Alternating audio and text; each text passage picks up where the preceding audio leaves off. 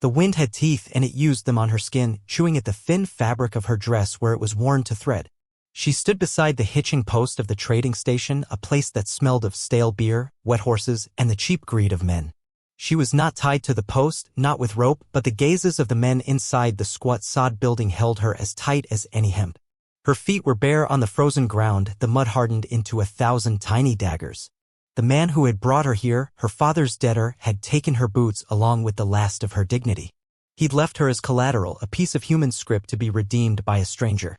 She kept her eyes on the horizon where the sky was the color of a fresh bruise. It was a canvas of grays and purples, vast and indifferent. The clouds hung low, heavy with the snow they had been promising for days. In the silence between the gusts of wind, she could hear the men inside. Their laughter was a coarse, scraping sound. They were placing bets, she knew. Bets on the man who was coming for her. Bets on how long she would last in a land that ate women like her for sport. She had ceased to be a person hours ago. She was a rumor, a wager, a story they would tell when the winter nights grew too long. She didn't shiver, though the cold had sunk deep into her bones, a cold that felt permanent. Shivering was a sign of life, of a body fighting back. Her body had stopped fighting. It was waiting. She had learned the art of waiting until she was nothing but a hollow space, a vessel for the endurance the world demanded of her. She looked at her hands, the skin chapped and cracked, the knuckles raw. They were a stranger's hands. She did not recognize them. She did not recognize the girl who owned them. A lone rider appeared on that bruised horizon, a silhouette against the failing light. Not the man she was waiting for. This rider was different. He didn't ride with the swagger of a man coming to claim a prize. He moved with the landscape, a part of its harsh, unyielding rhythm.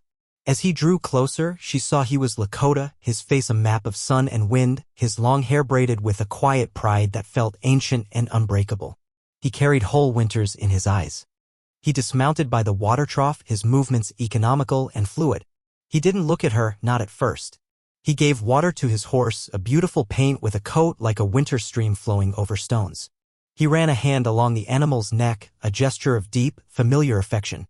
The men inside the trading post had fallen quiet. Their boisterous cruelty shriveled in the face of this man's presence. He was a force of a different nature, not loud or demanding, but possessing a gravity that bent the air around him. Only then did his gaze fall upon her. It was not a leering or a pitying look.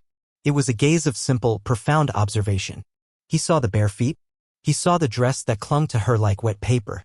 He saw the hollowness in her eyes. He saw not the wager, but the girl. His expression didn't change, but something in the stillness of his posture shifted. A decision was made in the space of a single, silent heartbeat. The door of the trading post creaked open. Corbin emerged, the man who held her father's debt. He was thick-set, with a face flushed from drink and self-importance. He smirked, wiping a hand across his wet mouth. "She ain't for you, Hinto," Corbin said, his voice thick with ownership. "She's spoken for. Fella's coming up from the south to take her as his wife. Settles a big marker for her fool of a father." The Lakota man, Hinto, didn't answer. He walked past Corbin, his moccasins making no sound on the hard earth, and stopped a respectful distance from her.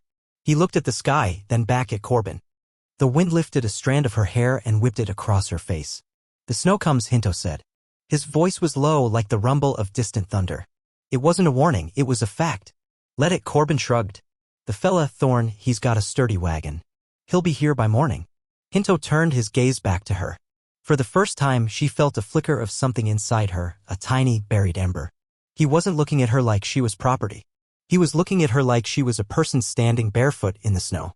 From his belt, Hinto unstrapped a heavy roll of winter prime beaver pelts. The fur was thick and dark, shimmering even in the dying light. He threw it onto the porch of the trading post. The sound was a soft, expensive thud. It was a season's work. A small fortune. Corbin stared at the furs, his greedy eyes widening. "What's this?" "Her father's debt," Hinto said. He didn't bargain. He didn't argue. He stated it as a truth, as immutable as the coming snow. "I will pay it." Corbin licked his lips, his gaze darting from the furs to her, then to Hinto. He saw no weapon in Hinto's hands, no threat in his eyes. He saw only the quiet certainty of a man who did not make idle offers. And he saw the value of the pelts here and now versus the promise of a man who might be delayed by the storm. Greed won. "The debt's bigger than that," Corbin lied, his voice regaining some of its swagger. Hinto didn't blink. He reached to his horse's saddle and untied a rifle, its stock worn smooth with use, its barrel a dull, deadly gray. He didn't point it. He simply held it. Then he unstrapped a smaller bundle. He opened it to reveal 4 perfect silver bracelets worked with a skill that spoke of generations. He placed them gently on top of the furs. "It is paid," Hinto said. The finality in his tone was absolute. There was no room for negotiation. Corbin hesitated, then snatched up the bracelets, his fingers closing around them possessively. He grunted. "Fine. She's your problem now." He turned and stomped back into the warmth and stench of the trading post, slamming the door behind him. The world went silent again. There was only the wind and the vast, open space between her and the Lakota man. He had not claimed her. He had not won her. He had paid a debt. The distinction felt vital, though she had no words for why. He turned to his horse and retrieved a thick wool blanket from his pack. He walked toward her, and for a moment she flinched, expecting a hand on her arm, a command. But he stopped several feet away and simply held it out. An offering. She stared at it, then at him. Her hands wouldn't move. They were frozen things, disobedient. With infinite patience, he took another step and gently draped the blanket over her shoulders. The wool was coarse and smelled of wood smoke, pine, and horse. It was the first warmth she had felt in what felt like a lifetime. It was a shocking, painful sensation. Tears pricked the backs of her eyes, hot and sharp. She fought them down. Crying was another luxury she had given up. He motioned with his head toward the open plains away from the trading post. "We go." She pulled the blanket tighter around herself, a shield against the world. She took a step, then another, her bare feet protesting the frozen ground. She followed him. She didn't know his name, not really. She didn't know where they were going. But she knew, with a certainty that settled deep in her marrow, that she was walking away from death and towards something else. She didn't dare to call it life. Not yet. The journey was a blur of gray and white. The snow began to fall, not in gentle flakes, but in a thick, driving curtain that erased the world. The wind turned mean, a predator that howled and tore at the blanket. Hinto walked ahead, breaking the trail, his broad back a dark shape against the swirling storm. He never looked back, but she knew he was aware of her. His pace was measured, slow, tailored to her bare, struggling feet. Once she stumbled, her frozen feet catching on a hidden root.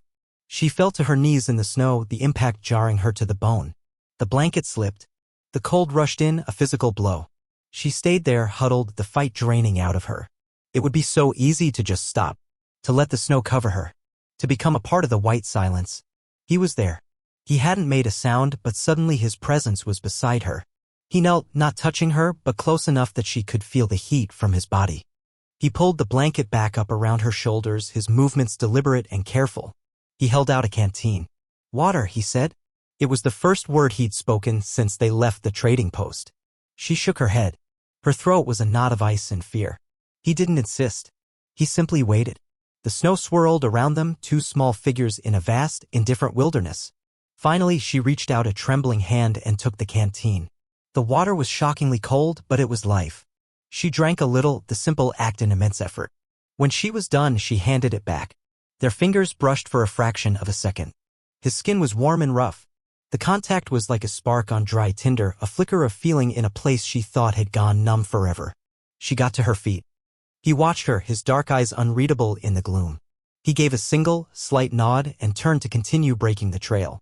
The silent contract was understood. He would lead. She would follow. As long as she could. They walked for what felt like days. The light faded completely, leaving them in a world of sound and touch, the howl of the wind, the crunch of snow, the biting cold. Just when she thought she could not take another step, that her body would simply shatter, a shape emerged from the white chaos. A small lodge, nestled in a stand of pines that broke the fury of the wind. It was low to the ground, its walls chinked with mud and grass, a thin curl of smoke rising from a hole in the roof. It looked less like a building and more like something that had grown out of the earth itself. He pushed aside the heavy hide flap that served as a door and held it for her. The air inside was warm and thick with the scent of wood smoke and roasting meat. A small fire burned in a central pit, its light dancing on the curved walls. The space was small, stark, and meticulously clean. On one side, a bed of pine boughs was covered with thick buffalo robes. On the other, another, smaller sleeping area. Tools for tanning hides were stacked neatly against one wall. A woman's weaving loom, half-threaded with bright yarn, stood silent in a corner, covered by a piece of hide as if in mourning. The place was haunted by a palpable absence. He gestured toward the fire. "Sit." She obeyed, sinking down onto a folded blanket near the warmth. The heat was a painful blessing, thawing her frozen limbs with an agonizing slowness. She watched him move about the small space. He ladled hot broth from a pot suspended over the fire into a wooden bowl and handed it to her. The savory steam rose to meet her face. It smelled of life, of nourishment. She took the bowl. Her hands shook so violently she could barely hold it. He said nothing, did not acknowledge her weakness. He just turned back to the fire and tended to it, giving her the privacy of his back. She drank the broth in small, careful sips. It was a fire in her belly, chasing out the deeper cold, the one that had settled around her heart. When the bowl was empty, she set it down. Her eyes felt heavy. The warmth, the food, the sudden cessation of struggle, it was overwhelming.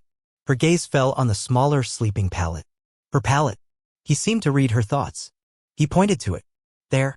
You are safe, he added, his voice very low. The door is never barred. She understood the gift he was giving her. It wasn't just shelter. It was the promise of freedom. The assurance she was not a prisoner. She pulled the wool blanket tighter, the one he had given her at the post, and moved to the sleeping furs. She lay down, curling into a tight ball, facing the wall. She heard him settle on his own pallet across the small lodge. The fire crackled. The wind howled outside, but in here, there was a profound, waiting silence. For the first time in a very long time, she closed her eyes without fear of what would happen while she slept. The days that followed fell into a rhythm as quiet and steady as a heartbeat. The snowstorm blew itself out, leaving the world buried under a blanket of pristine white. The silence of the lodge transformed. It was no longer the empty, waiting silence of the trading post, but a shared silence, thick with unspoken things. It was a language they both understood. Hinto would rise before the sun, his movements quiet so as not to wake her. He would check his trap lines, hunt, chop wood. He moved with a purpose that seemed to come from the very core of him. He was a man stitched into the fabric of this land. She, in turn, began to inhabit the space he had given her. At first, she did little, just watched from her pallet, a ghost by the fire. Then, one morning, while he was out, she took the small broom made of twigs and swept the packed earth floor. It was a small act, but it felt monumental. It was the first choice she had made for herself in months. When he returned, he said nothing, but she saw his gaze linger for a moment on the neat, swept floor. She found a small pouch of dried herbs and, recognizing them from her childhood, brewed a tea. When he came in from the cold one evening, a deep cough rattling in his chest, she handed him a steaming cup. He took it without a word, drank it, and the next morning the cough was easier. He cared for her in his own silent way. He left for a full day and returned with a soft, pliable deer hide. Over the next few evenings, he sat by the fire, cutting and stitching with an awl and sinew. He was making her shoes. Moccasins lined with rabbit fur that fit her feet perfectly. When he finished, he didn't present them to her. He just left them by her sleeping pallet. She slipped them on. The warmth was immediate, a kindness that traveled all the way up to her heart. They worked in parallel, two solitary planets orbiting the same sun of the fire pit. He would scrape and tan hides, his muscles moving with practiced efficiency. She found a stash of sinew and thread and began mending his tunic, stitching the frayed cuffs with small, neat stitches. She was stitching their lives together with raw thread, creating a pattern of mutual care where none had existed. One day, while cleaning, her hand brushed against the hide covering the silent loom. Curiosity, an emotion she thought long dead, stirred within her. She lifted the cover. The weaving was half finished, a pattern of deep blues and sunset oranges. It was beautiful. A deep sadness emanated from the threads, a story left untold. She felt like an intruder. She quickly covered it again. That night, a nightmare clawed its way out of the darkness. She was back at the trading post, the men's laughter like stones thrown at her. Corbin's face, smug and cruel. A man with a wagon, his face a shadowed horror. She cried out a small, strangled sound and woke up trembling, her heart a frantic drum against her ribs. The lodge was dark, save for the glowing embers in the fire pit. She saw a shape move. It was Hinto. He had risen from his pallet and was sitting by the fire, his back to her. He didn't speak. He didn't come to her. He simply sat there, a steady, silent guardian, his presence a bulwark against the shadows in her mind. He fed a small piece of wood to the embers and the flames rose, pushing back the darkness. She watched his silhouette, the strong line of his back, and the frantic drumming of her heart began to slow. The trembling subsided.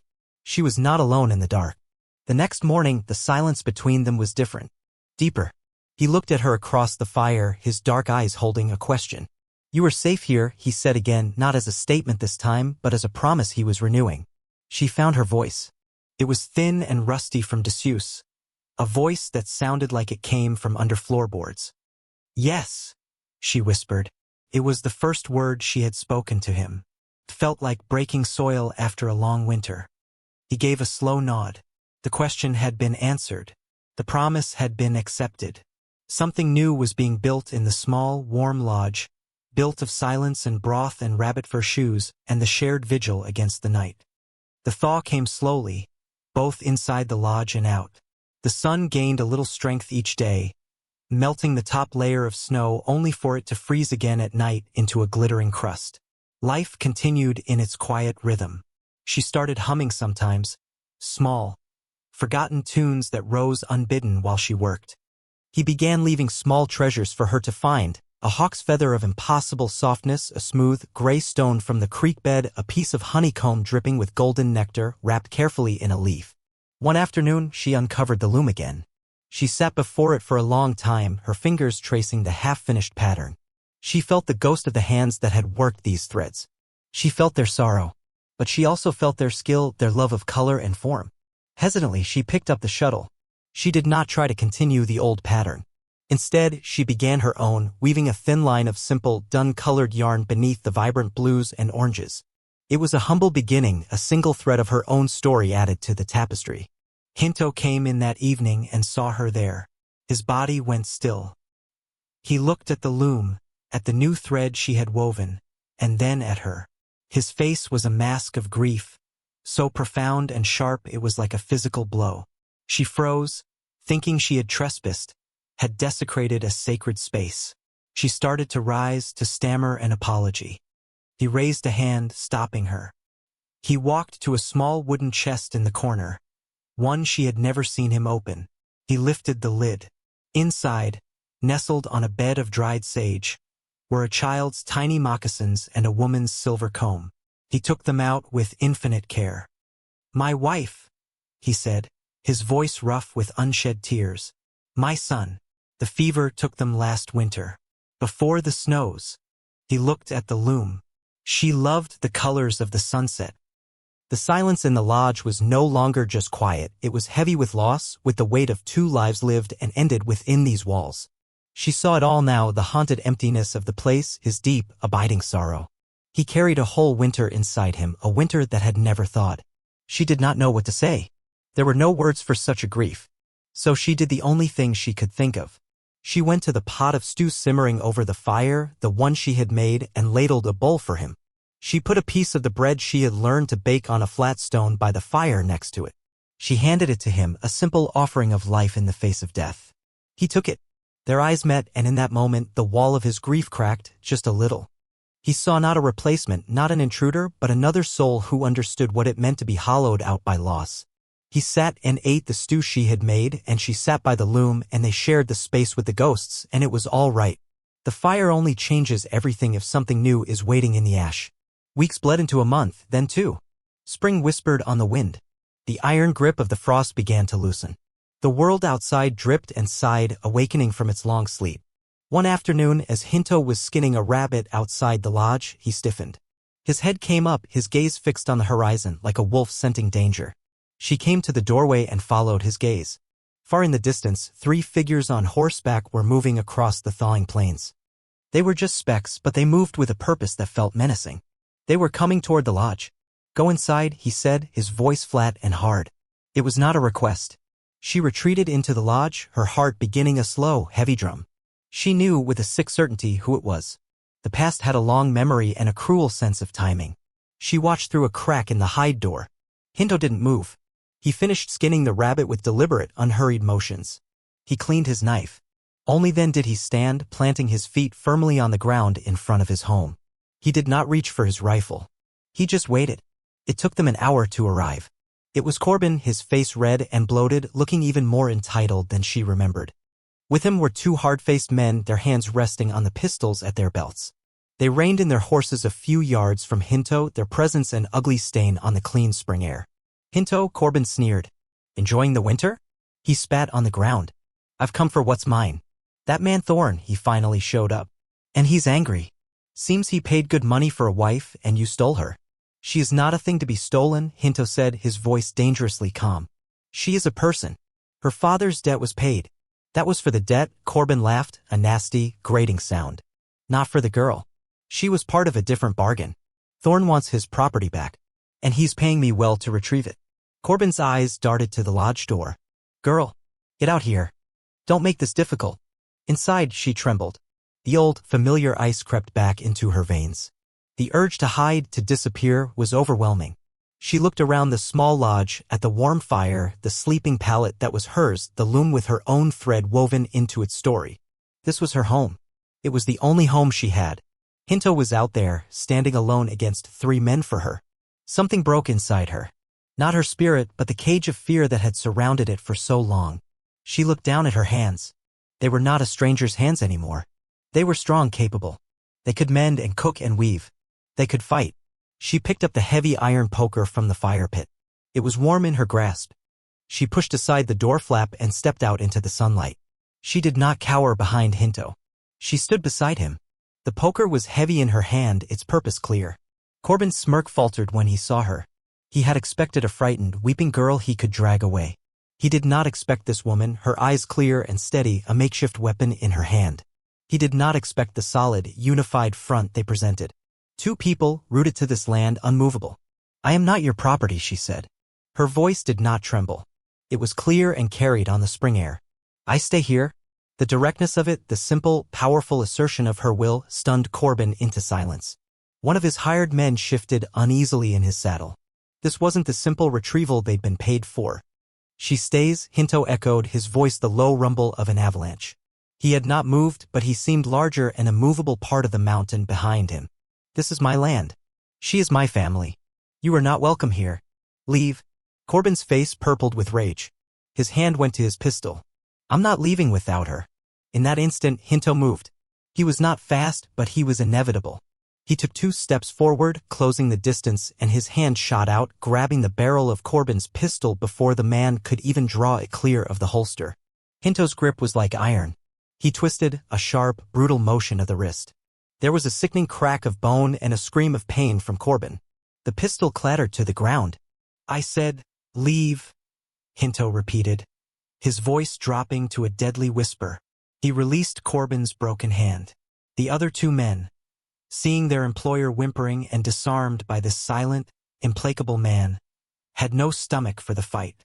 They exchanged a look, backed their horses away, and then turned and rode, leaving Corbin to cradle his shattered hand.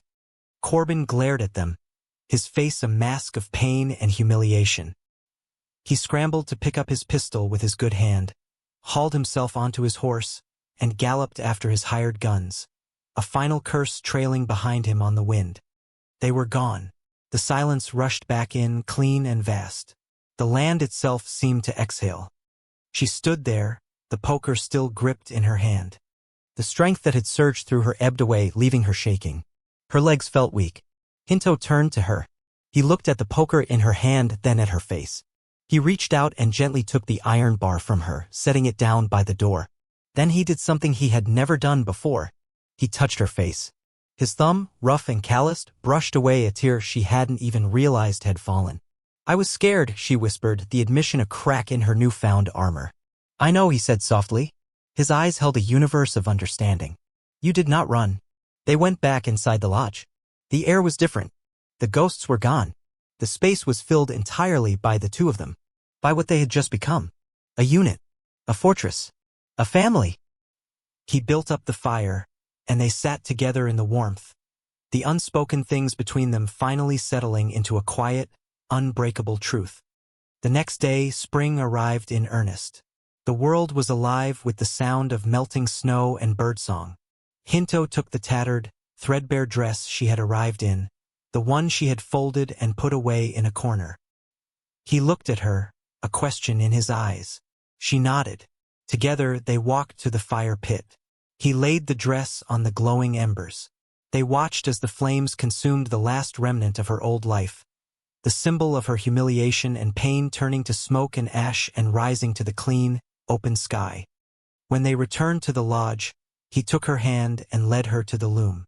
He picked up the shuttle. My wife's name was Cancuna, he said, the name a soft breath. Little Path. My son was Chaitin. Falcon, he paused, his gaze full of a sadness that was now clean, not raw. They would be glad the loom sings again. He looked at her, truly looked at her, as if seeing her for the first time without the shadows of the past. I do not know your name. Ilara, she said. He tested the sound of it. Ilara, he nodded. It is a good name. But here, in this place, I will call you Wiaka. What does it mean, she asked. Feather, he said. Not for fragility. For the strength to be carried by the wind and not be broken.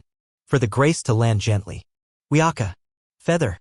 She felt the name settle over her, a mantle of belonging, a renaming that was a true rebirth. She was no longer the collateral, the wager, the girl left in the snow. She was Wiaka. She was home. She turned back to the loom and picked up the shuttle, her hands steady now. She began to weave, her own colors intertwining with the deep blues and sunset oranges of the past. She wove in the white of the snow that had almost claimed her, the gray of the sky that had watched over her, the deep, warm brown of the earth of her new home. She was weaving their story, a tapestry of two broken lives stitched together by quiet kindness, a testament to the fact that even after the cruelest winter, a home could be built, a life could be reborn, and love could grow in the silence. Strong and true and enduring. Months later, under the warm summer sun, they sat together on a bench he had built outside the lodge. He was carving a small wooden falcon, its wings outstretched. She was mending one of his shirts, her stitches small and neat. The lodge behind them seemed to breathe, its heart the steady rhythm of their shared life. A gentle breeze stirred the pines. He paused in his carving and reached over, his rough hand covering hers. She looked up and met his gaze. No words were needed. In the quiet wilderness, under the vast and watchful sky, they had found their peace. They had found each other. This story, it is not just about a rescue in the snow. It is a story about the quiet courage it takes to build a home, not with wood and nails, but with unspoken kindness and shared silence. It is about two lonely souls who found in each other a mirror for their own hidden strength. He did not save her from the world so much as he opened a door and allowed her the space to save herself. And in doing so, he healed the frozen parts of his own heart. So here is your naming. Think of the quiet acts of grace that have defined you. Think of the person who didn't speak, but who simply sat with you in the dark until the dawn came. That is a kind of love that rebuilds the world from the inside out. We all have our own winters to survive, our own trading posts of humiliation. But if you are brave enough to follow a quiet stranger, to take the offered warmth, to weave your own thread into the story, you might just find that the harshest wilderness can become the most sacred home. You might find your own Wiaka, your own feather, strong enough to ride any storm.